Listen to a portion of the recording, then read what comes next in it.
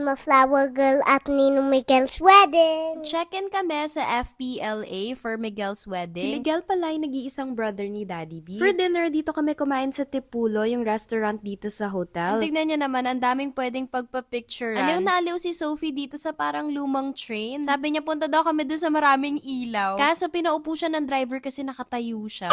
Ako, sobrang hilig na ni Sophie magpa-picture kahit saan. Maya-maya dumating na din yung food namin and masarap din naman yung pagkain. Kasama namin yung family namin and meron ding mga bumiyahe pa from America. Say hi to Uncle Jerry and Tita Alvie. Dito na kami nagstay a day before ng wedding. On the day itself, iniusan ko na nga yung sarili ko and pati na din si Sophie. And then, here's the groom. Oh, ang gwapo ng ninong gel-gel ninyo. Since we're the family of the groom, maaga kami nag-ready. Alam nyo na, sa mga weddings, may pictorial talaga before yung lahat-lahat ng mga kaganapan. Ganito pala yung feeling, no? Ewan ko ba, parang lahat kami emotional that day talaga nito. Ako, nakailang iyak kami dito ng mga ate namin from Pampanga. Pero ayan, mga snips lang talaga yung mga nakuhanan ko niyan. Sobrang busy kasi, tapos syempre best man si Daddy. Eh diba usually, siya yung nagtitake ng videos for us. Speaking of, ayan nga magkapatid, o diba? Mga oppa!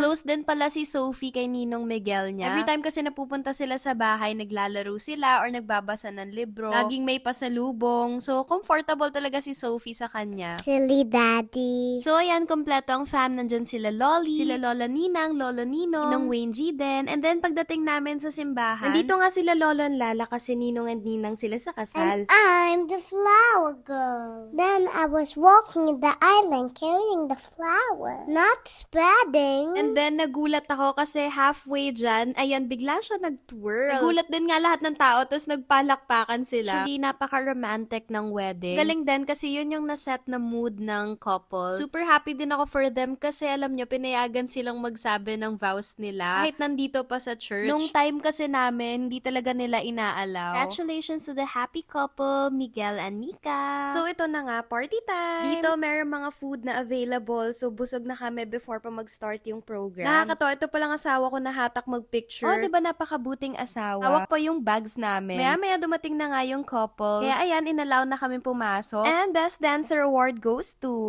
Kilala niya na. Grabe, ang gaganda din pala ng bridesmaids. Ay sus, dalaga ng Jayla. After that, yung groomsmen naman. Ako, mamaya, ang cute ng dance nila. Pero bago yung kanila, syempre, team bride muna. In fairness, super cute ng mga dance steps nila dito. At ito na nga, grabe yung hiyaw namin dito sa team groom. Diyos ko, ito talaga yung rason kung bakit bumalik yung ubo ko at napaos-paos ako after this. Sabi ni Loli, parehong kaliwa ang paa ni Miguel. Pero guys, yung araw na to, nakailang sayaw siya and nako, bilib na bilib kami talaga sa kanya. Napaka-romantic din nga ng first dance ng couple. Kumanta din nga si Kuya Ronald, si Kato sa Araya. And then, pinaka-request talaga sa akin ni Loli, isa ko daw yung kumanta ng dance nila ni Miguel. Kasama ko nga din kumanta dito si Chesko. Nako, grabe yung kaba namin dito kasi nagulat kami. Kami na pala yung kakanta. Pero ayan, kinaya naman. And then, di naman sa pagiging bias, no? Pero ito yung favorite part ko. Nung nagsalita na yung best man, yung asawa ko.